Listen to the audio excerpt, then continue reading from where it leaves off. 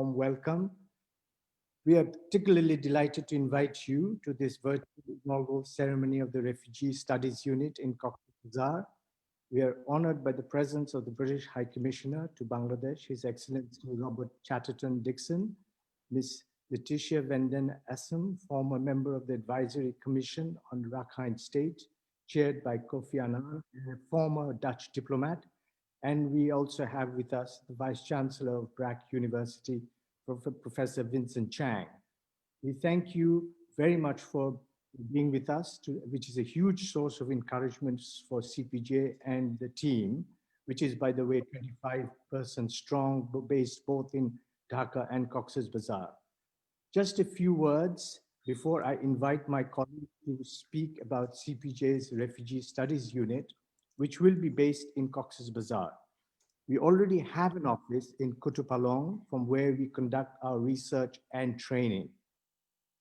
Since early 2018, CPJ has been involved in various research, advocacy, and training activities in order to address the complex issues surrounding the forced expulsion of the Rohingya from Myanmar in 2017. Let us be honest about the limits of our understanding of this humanitarian crisis, the new threats and risks that are emerging as time drags on, and find new ways of working together, of building on local knowledge and of learning from the past. CPJ has broken new grounds within the Rohingya humanitarian response by conducting social and policy research, developing a curriculum for civic and peace education, and spearheading initiatives that strengthen the skills and amplify the voices of Rohingya refugee youth. Whereas most organizations working in Cox'sBazar focus solely on humanitarian service delivery, and rightly so, CPJ serves as a knowledge and advocacy partner. I now invite my colleagues, Jessica Olney and Shahidul Islam, to make a presentation on the Refugee Studies Unit.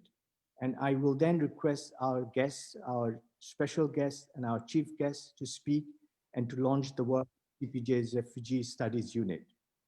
We have, I just wanted to mention that we have been joined by many on Zoom and Facebook, which is broadcasting live.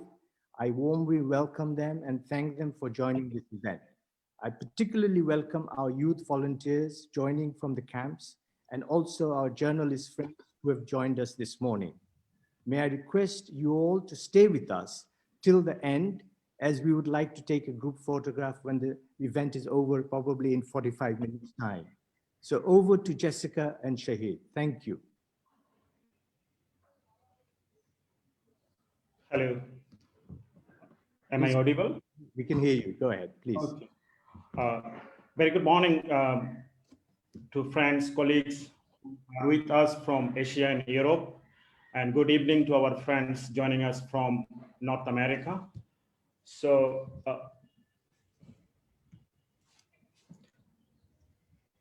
here is the presentation agenda. We'll be focusing on very briefly 4 key issues.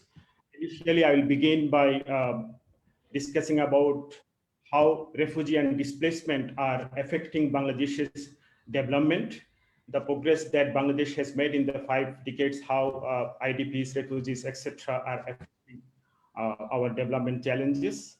Then we'll discuss about activities of Refugee Studies Unit, short RSU, beginning from 2019 to date. Then we'll outline the objectives of Refugee Studies Unit. And as you know, we are almost at the end of 2020, the year we all looking forward to forget. But going forward from 2021, we have a plan and research agenda for RSU that we will explain in brief. So as you know, that Bangladesh has done extremely well in terms of profiling its socioeconomic indicators. It in fact has overshadowed some of its giant neighbors, including India, in terms of life expectancy and many other socioeconomic indicators. If you look at UN's human development indicators and so forth.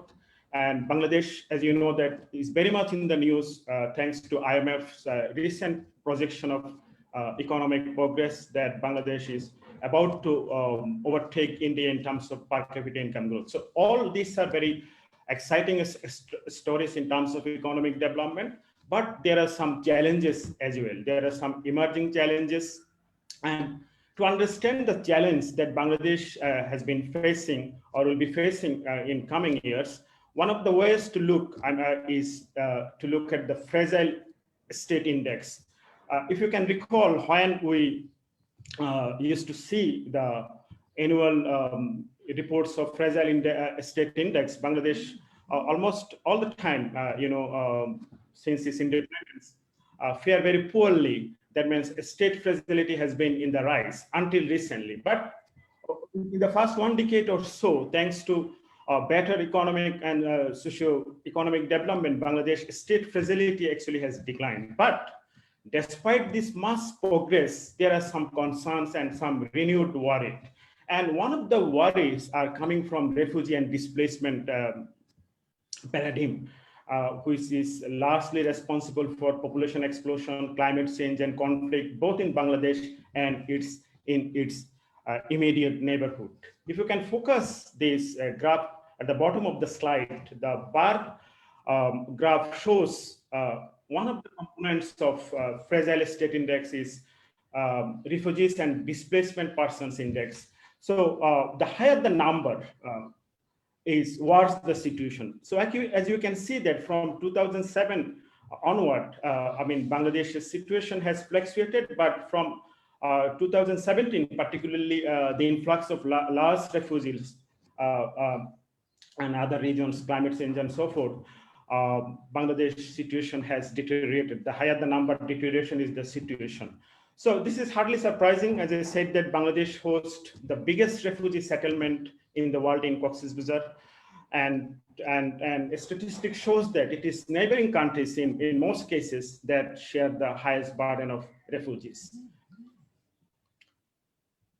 Okay, now I will very briefly talk about what has been Refugee Studies Unit's activities since 2019. We actually have, our intervention in 4 thematic areas. First and foremost is, of course, research. As you know, that CPJ or RSU units, humanitarian response is being a knowledge partner. So we have been doing community-based social and policy research to support the humanitarian response. Then our another flagship program is training. We provide non-formal learning provisions to both refugee and host community, particularly youth volunteers, to develop facilitation and research skills. And we do a lot of programming events so as to breaking the ground by piloting new approaches to community engagement and, of course, to civic engagement.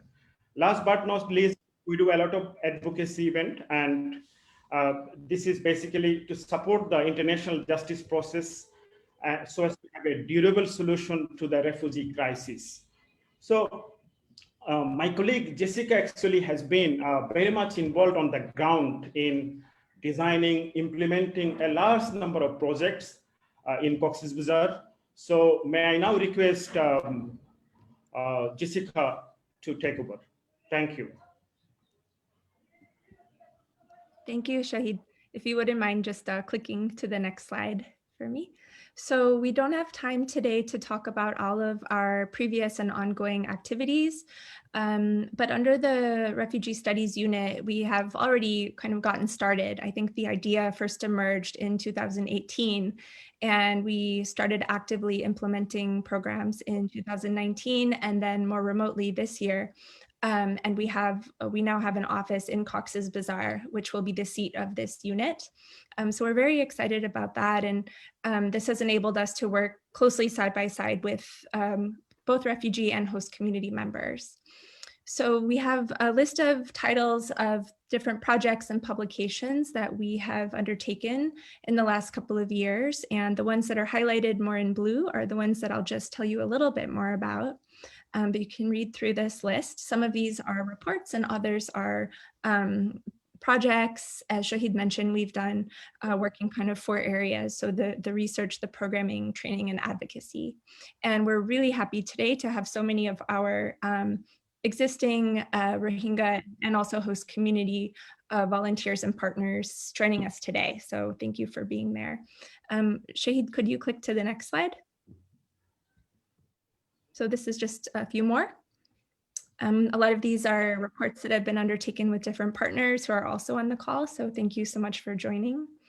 And we'll just go on to the next slide. So the first 2 photos on your left are from last year's community-based Learning for Peace project and the Civic Outreach project. So in these projects, we developed a pilot version of a curriculum that was intended to be an experiential learning initiative for a broader number of people in the community to learn peace building and approaches to civic participation. Actually, Melanie Walker was one of 2 curriculum developers and is on the call. So hi, Mel, thanks for joining. And the photos that you see are showing our final graduation ceremony. So in these photos, we had our host community cohort of youth volunteer students come together with the Rohingya group, and they did a rose exchange ceremony. So you see them exchanging flowers with each other and building friendship. And those friendships were enduring, and I believe some of the volunteers are still in touch and liaise on different community issues. And then on the right, we have our current project, which is ongoing, bridging community and humanitarian responses to COVID-19 in the Rohingya camps.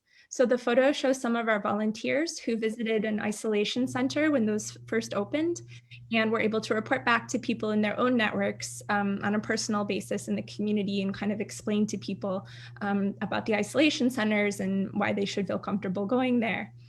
And so just trying to bridge and build trust between community and humanitarian workers. Some of you may receive our weekly chat hour notes. We have a very active WhatsApp group where we have different humanitarian guests come and have chats with the volunteers who were recruited from about 15 different camp-based Rohingya-led CBOs and are on the call.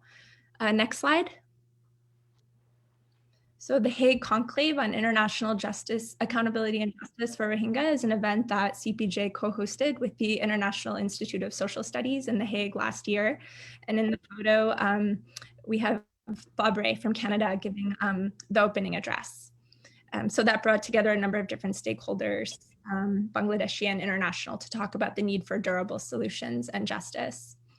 And on the right, finally, this is a photo from one of our biggest research undertakings to date. This was a study undertaken with the Asia Foundation. And the final report, you may have seen, it's called Navigating at the Margins, Family, Mobility, and Livelihoods Amongst Rohingya Refugees in Bangladesh. So this study broke new ground in kind of mapping the way that families have been displaced by recent conflict and are living separated across borders. So we tried to sort of diagnose the prevalence of family separation and look at how that affects livelihoods and coping mechanisms that people have in the camps. Next slide. So the objectives of the unit, now that we're sort of formally launching it, are first of all, knowledge partnership. So CPJ aims to generate knowledge, understanding, and capacity for the intersecting crises of statelessness, displacement, and forced migration as they affect Bangladesh currently. And we hope that this knowledge generation and partnership supports humanitarian actors, affected populations, and other stakeholders in the response. The second objective is community engagement. So this is really at the core of everything we do. CPJ really wants to have a good working relationship and build trust and continue engaging people from Rohingya and host communities as core partners in everything that we do. This enables us to understand them and respond to their priorities and needs and keep that really at the center of our work. And the third is policy advocacy. So we want to help ensure appropriate and empirically informed responses by policymakers, donors, and the humanitarian community through research and through other initiatives that really help understand the needs of affected populations again and figure out what the right way forward is in terms of policy. Next slide. So this is the last slide, and these are our planned activities. for the unit starting next year and onward. So we'll sort of consolidate the activities we've been doing under these different areas. So the first is participatory action research. So we want to, again, train and keep building up young researchers, people with research skills, both qualitative and quantitative in the camps and host communities, as we have been doing. The second one is context and situation analysis, to continue keeping our finger on the pulse of what's happening and help people understand the different dynamics at play. And the third is a research and knowledge repository. So creating sort of a library or database of other studies, not only undertaken by CBJ, but being able to share resources with anyone who's interested about different aspects of the issue. And finally, we're working on developing higher education, higher learning in the Cox'sBazar region. So this is very much in formulation, but we are working towards currently non-formal, but university level learning opportunities. And this is something that we hear over and over again is very important to university-aged youth, both in the camps and host communities. So we continue working on that as a university institution. Next slide. So that's it. And I will turn it back to Manzoor. Thank you. Thank you. Thank you, Jessica. Thank you, Shahid. Thank you for making this presentation. I hope this has given you an overview of what we have been doing since early 2018 and what we hope to do as we move forward. The idea really is with the Refugee Studies Unit, we kind of consolidate all our work in relation to refugees and particularly the Rohingya community in Cox'sBazar and the host community and build the body of knowledge, as Jessica said just a minute ago. So thank you very much indeed. And now I would like to move to our guests and basically invite our three guests. I will first go to our Vice Chancellor, Professor Vincent Chang, Vice Chancellor of Brac University. He has been a tremendous source of support, and he was present at the Hague conclave that happened last year, October of last year. So let me invite Professor Vincent Chang to give his comments. Thank you, Vincent. Are you there? Please take over. Thank you.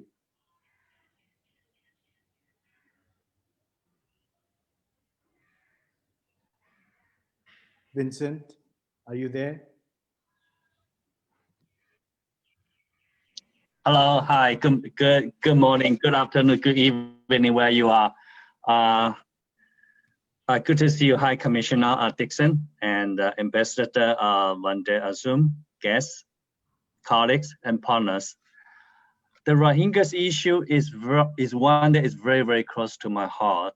When I first came to Dhaka in February 2019 to join Brac University, I immediately visited the camp.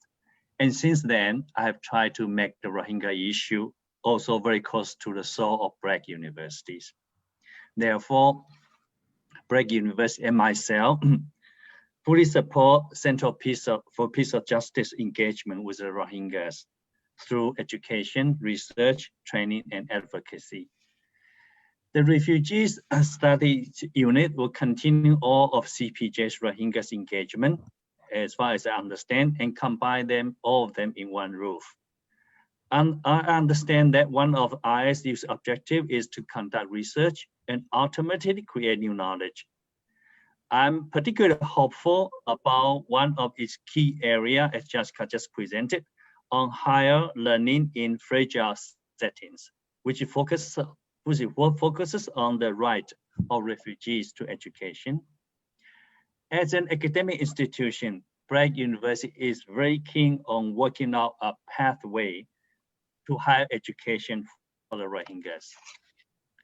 The aim of ISU is to support evidence-based responses to better the life of Rohingyas living in Bangladesh. And I can assure you that ISU will remain a very important component of Brac University's research and impact portfolio. I thank all involved, and I wish Refugee Studies Unit a great success. Thank you. Thank you. Thank you, Professor Vincent Chang. Thank you for always giving the support. And as you said, Brac University, I know Brac University is the first university to have an office in Cox'sBazar and very close to the camps in Kutupalong. And now we have the Refugee Studies Unit in Cox'sBazar. So we couldn't have done this without your support. So we are very grateful. Thank you very much indeed. I would like to now invite Ms. Letitia Vanden Assem to speak. And I know that now over there in The Hague, it's very early in the morning, and it's very kind of you to join us. And we are delighted to have you with us, Letitia. So over to you, Letitia. Thank you.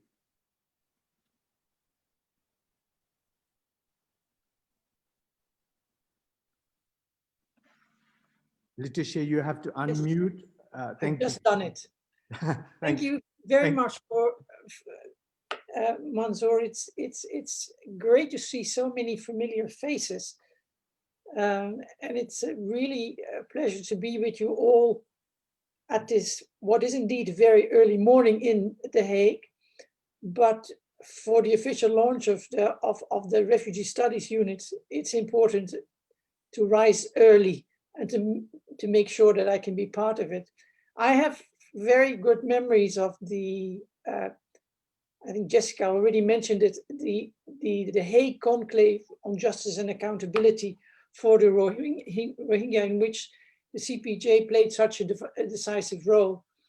It really brought together a group of unique actors from around the world, and they agreed on measures to uphold the rights and the dignity of the Rohingya, agreed on harnessing political pressure, on bolstering support for individual and state accountability, and on increasing economic pressure. I think that CPJ's mandate and the studies unit's mandate, with its emphasis on justice, is particularly well suited to assist with these objectives. And not only for the Rohingya in Bangladesh, but also for those who remain in Myanmar. And as far from what I've seen of what the Refugee Studies Unit has been doing, it's already started to meet its very high expectations. It's great to see how the center and the unit don't limit themselves to the more hardcore elements of conflict and peace. That their mandates expressly underline the importance of ethnic, social, and cultural realities. And it makes inclusion, and that is a key word, inclusion, a central theme. And I'm very happy to see that. That makes the work highly relevant to the Rohingya themselves, and also to policymakers and to the humanitarian community. I have really appreciated recent research reports, and in particular, Navigating in the Margins, a report about family, mobility, and livelihoods amongst the Rohingya refugees. To me, this report, when I first read it, was really a treasure trove with wide-ranging information that is indispensable for anyone involved in helping to address the plight of the Rohingya. It brings to life the community's diversity, their family linkages in Myanmar and many other parts of the world, as well as the huge challenges they face to ensure their day-to-day survival in the camps, their coping mechanisms, their many vulnerabilities, and so on. I was particularly struck by the information about the international family linkages of the Rohingya who are now in Bangladesh. Just over half of camp households have immediate family members living elsewhere. And these are less likely actually to have a relative in Myanmar than in another country, be it Malaysia, Pakistan, Saudi Arabia, Indonesia, and others. And this to me really drives home how wide the reach of the Rohingya diaspora has become after decades of oppression, discrimination, and neglect in Myanmar's Rakhine state. It also drives home the priority that the international community should continue to give to voluntary repatriation, especially now, I think even more now, that Myanmar's election season is closing. It's important to continue to raise this important issue. In 2017, the Rakhine Advisory Commission, chaired by Kofi Annan, of which I was a member, delivered a report with 88 recommendations. You might think that this report is no longer relevant in 2020, that too much time has passed. But let me tell you, you could not be further from the truth. It has lost none of its relevance. In fact, it has only become more relevant. It is the only report of its kind that addresses the deeper underlying causes of the situation in Rakhine State. And it recommends solutions that do not only look at the Rohingya, but at all ethnic and religious communities for whom Rakhine State is home. It's important to realize that the situation of the Rohingya cannot be addressed as a standalone situation. And I'm still regularly struck by the fact that so many in the international community still do not fully grasp that truth. There is no such thing as a Rohingya crisis. Yes, obviously the Rohingya are in crisis and in deep crisis too. But that crisis is the crisis of Rakhine State and the crisis of Myanmar's stark failure of governance and neglect.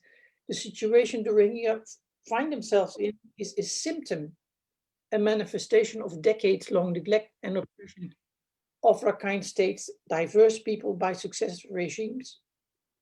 The divide and rule policies that have been applied for generations must be abandoned. They are still in place, as is underlined by, for example, the apartheid policies under which the Rohingya who are still in Rakhine State find themselves. The only solutions are those that emphasize inclusivity, a Rakhine State with peace, justice, and development for all communities. And the roadmap that Kofi Annan presented to the government in 2017 is readily available. Again, it has not lost its relevance, and it should be made better use of. In 2017, the delegation of the Annan Commission visited Bangladesh. This was after the Myanmar military's clearing operations of late 2016 that drove 80,000 Rohingya across the border into Bangladesh.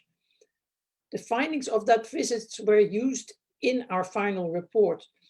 And yes, 750,000 more refugees followed in 2017, but that does not change the basic tenets of our report. If anything, it reinforces them. I hope that the Refugee Studies Unit can continue to build on our report and the research and extensive consultations it was built on. And I'm ready to assist if I can be of any assistance in this respect. I really that the demands on the units are many and complex, but I hope that today's launch will help to strengthen its capacity and its enthusiasm to deliver on its mandate.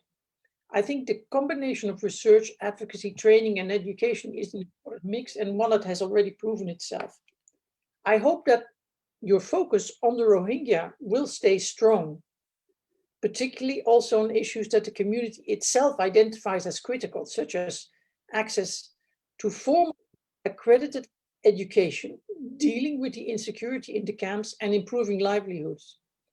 I'm convinced that your evidence-based research combined with active outreach to policymakers can make a difference. So my very best to all of you at the center and particularly at the Refugee Studies Unit. Thank you. Thank you. Thank you very much, Letitia. And we hear you very well and clearly, and we will internalize what you have just told us. We have tried from the very beginning to keep the Rohingya at the center of our research and to actually empower the community, both the Rohingya and the host community in the process. So we don't see research for what it is, but it's a process by which others can be empowered and we can learn from each other and develop a more inclusive and a healthy community and society in the long term. And the process also, and I hear there's probably quite a bit of policy advocacy that needs to be done. Education will become a very important part of the whole process. So we thank you again, and thank you for all the support that you have given us very generously. And we count on your support also in the future, which I'm sure we will get. So thank you very much, Letitia. We are very grateful to you. And I now come to our chief guest, British High Commissioner to Bangladesh, His Excellency Robert Chatterton Dickson. And I would like to invite High Commissioner to speak and also to launch the Refugee Studies Unit. Robert, over to you, Robert. Thank you. Thank you very much, Manzar, and thank you very much for inviting me along today, and very interesting presentation. So very interesting to hear the plans for the unit. And I'd just like to pass on my congratulations to you and others for this very, I think, welcome initiative. And of course, the Centre for Peace and Justice has been a long-standing partner of the High Commission, and it's great that we're able to work with you on this as well. It's obviously very timely because Bangladesh's experience as a country was in many ways shaped by its experience or the experience of large refugee populations in 1971. And it's a mark of the progress that Bangladesh has made in the last 50 years, how distant those refugee experiences from a Bangladeshi point of view perhaps now seem, although I'm very conscious, of course, that they're still the lived experience of many people alive in Bangladesh. But of course, there has been this more recent refugee experience as hosts of Rohingya populations, particularly, who in successive waves, but of course, most notably in 2017, have been pushed across the border. And I think it's really important that research facilities like this one can play a role in these crises, both by making sure that Rohingya voices are heard, that the Rohingya experience is at the center of solutions, but also I think perhaps by being able to bring some of the expertise or bring expertise to bear on some of the lessons that can be learned from previous refugee crises. And when I'm looking for sources of hope in dealing with the Rohingya issue, I'm often reminded of what Malek Brown, the former Deputy Secretary General of the UN, said when he came here last year, where he was asked about the Rohingyas, and he said, yes, this is a very difficult crisis, but his UN career started in the early 1970s, dealing with a massive refugee problem in Southeast Asia, particularly people who've been driven out of Cambodia and Vietnam and were in Thailand in very large camps. And as he said, over the decades that followed, eventually, through a whole variety of means, that crisis was solved. So even the most difficult crisis for refugees can, in the end, be resolved. So I think it's very important that the Centre for Peace and Justice and the Refugee Studies Unit can play a part in thinking of new ways, thinking of solutions, thinking constructively about ways in which these crises can be resolved. When I think of what I do as High Commissioner, I've been here now for not far off 2 years, and I'm very struck that probably the Rohingya that and climate, I think, have been the two biggest things on which I have focused my time and attention here. I've been to the camps in Cox'sBazar on half a dozen occasions. I'm always struck extraordinary resilience of the Rohingya people there, but I'm also struck every time I go by the tragedy that this.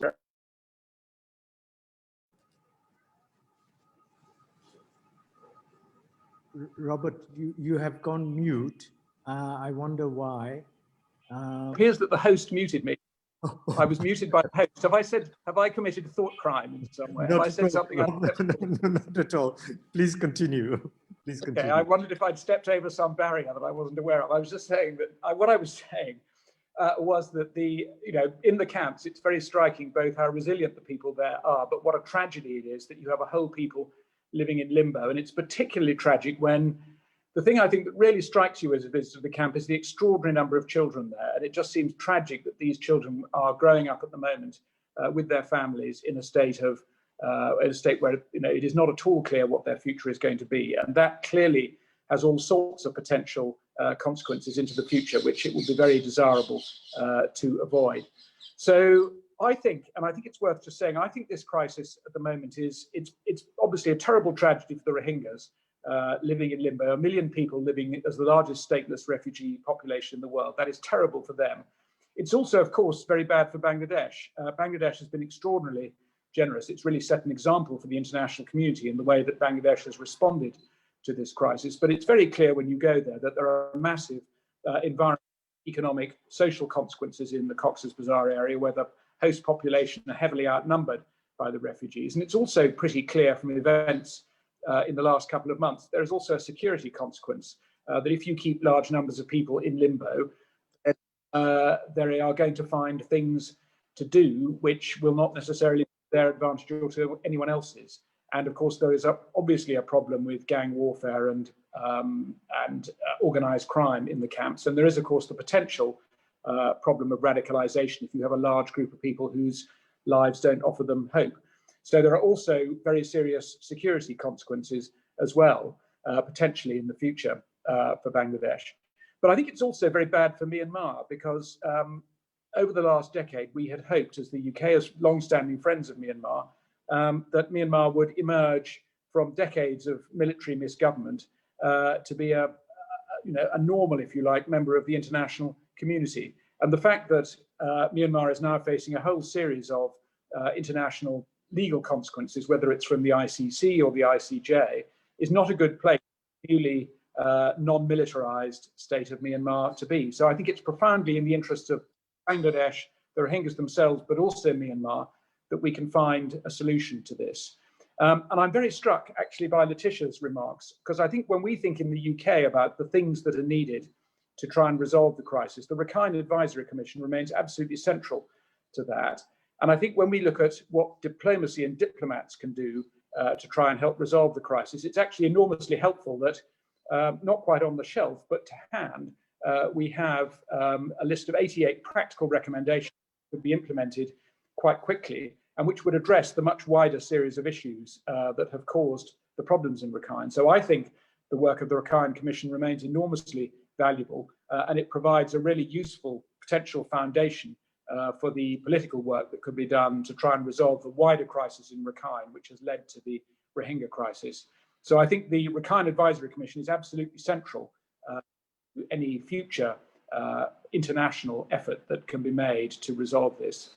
But that's the first thing. I think the second thing is that clearly for the Rohingya to return, it is necessary for them to feel secure in Rakhine, secure in Myanmar, and that means giving them citizenship. It's strange that the Rohingyas are not among the 136 recognized ethnicities in Myanmar.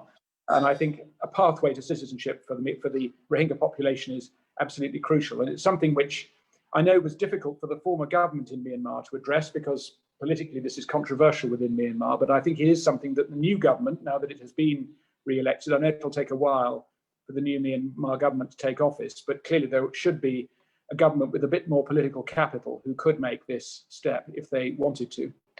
And I also think it's very important that we pursue accountability for the perpetrators of the atrocities that were committed in Rakhine. It's very clear that there was a pretty systematic campaign of what can only really be described as ethnic cleansing in 2017. And it is absolutely right that the various processes, the International Court of Justice, the International Criminal Court, informed by the massive amount of evidence being collected by the International Independent Monitoring Mechanism, I think it's very important that those accountability processes play out.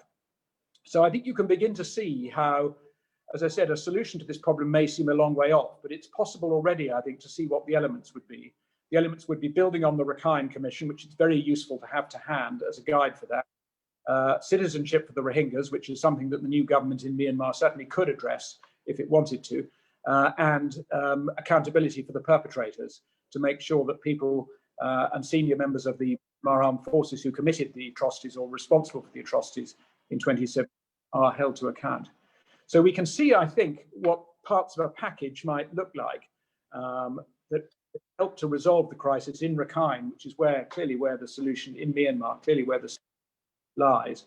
And what we've tried to do as the UK is to use our position as the pen holder in the Security Council to convene different meetings to draw attention to highlight different elements of this potential package, which could in the end, we hope, lead towards a sustainable solution through the safe, dignified and voluntary return of the Rohingyas to Rakhine. And we will continue as the UK as a member of the Security Council and as a wider international actor, to do everything that we can, working with these different elements and working with different friends and colleagues internationally to try and bring this. But in the meantime, just to finish, it's worth saying that, of course, it's very important, as we've been addressing, that the humanitarian operation in Cox'sBazar continues, because I think it is clear, if one's honest about it, that the solution, the longer-term solution, which will enable the Rohingyas to return to Rakhine, will not happen quickly. Even if agreement was reached tomorrow, it would take a while for 1 million people to return to a state that has been very badly damaged by decades of fighting and is still being damaged by fighting at the moment. So it's not going to happen quickly. And in the meantime, it's very important that the refugees continue to be supported as they are in Cox'sBazar. And I think the particular things that are crucial at the moment are education and livelihoods and skills, because clearly the more that people in the camps can use their time and their skills and their potential productively, either through learning or earning their own living, the more chance there is that some of the more difficult consequences around security will be avoided, and the better prepared they will be to be productive citizens of Myanmar when eventually they're able to return to Rakhine. So just to finish, I think the setting up of the Refugee Studies Unit is really useful. I'm very glad, as part of a longer-term partnership with the Centre for Peace and Justice, that we in the High Commission and the British government have been able to support this. We remain very committed to trying to address the issues around the Rohingyas, both in terms of supporting them with the £300 million of humanitarian assistance that we put in the last 3 years, but also using our diplomatic efforts, our network, our role in the Security Council, and all of the tools that we have at our disposal to support the Rohingyas and support friends of the Rohingyas to achieve a dignified, safe and voluntary return to Rakhine for them as the best long-term solution for this terrible crisis. So thank you very much for having me this morning, and look forward to working with you on this vital agenda. Thank you very much, Manzoor, and thank you to others who participated. Thank you, Your Excellency. And if I may request you, Your Excellency, to officially announce the launching of the Refugee Studies Unit, if you may. I feel there ought to be the bow of a ship and a bottle of champagne that I can break over it, but I'd just like to officially launch the centre. Delighted to be here as chief guest this morning, and my very best wishes and good luck to you, the centre, and everyone who contributes to or benefits from its very important work. Thank you. Thank you very much. And I think we can open that bottle of champagne when we are in Cox'sBazar and in the Refugee Studies Unit one of these days in the coming months. Yeah. Hopefully. Yeah. Yes. Thank you very champagne much. Champagne or appropriate fizzy non-alcoholic, according to Tony. Whatever is appropriate. Absolutely. Thank you very much indeed. And just to say that FCDO has been absolutely generous and supportive of the work that CPJ has been doing, and also particularly the work that we have been doing over the last 8 months regarding the COVID issue in the camps. So thank you very much indeed. And I hope that with the changes that's taking place globally, the issue of accountability will get greater prominence, and that things will happen with more energy. And as you said, and I think our role, as I see the Refugee Studies Unit and CPJ and Brac University, is to connect the local with the global. You know, we want to kind of make that linkage and sort of take our work forward. So, and finally, I would say that the encouragement that the Rohingya refugees get from the work that we do, particularly the youth who are also now listening to all of you, it's just amazing. It's just palpable when we go to the camps, when we talk to them, they are absolutely over the moon when they see this kind of support coming from you and others from different parts of the world. So thank you very much indeed. We are absolutely delighted that all of you could join us this morning. And finally, what I would just say is that please don't go away. Switch on your videos, and we will take a group photograph all together for the media. This is the new reality that we have, the online reality. So please, all of you, may I request all of you who are part of this event this morning to switch on your video, and we will take a photograph. And once the photograph has been taken, we will close this ceremony. But again, thank you, all our guests, special guests, chief guests, thank you very much indeed for gracing this ceremony this morning, and for the successful launching of the Refugee Studies Unit. Thank you very much indeed. Please don't go away. Just let's take a few photographs. Thank you.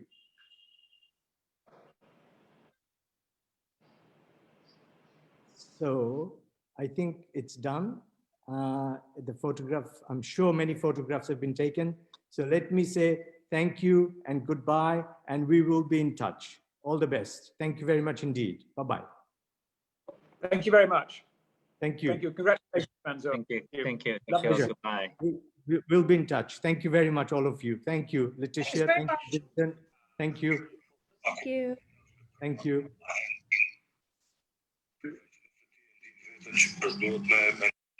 Jag men ska ni veta min äkto till den må sound min äkto.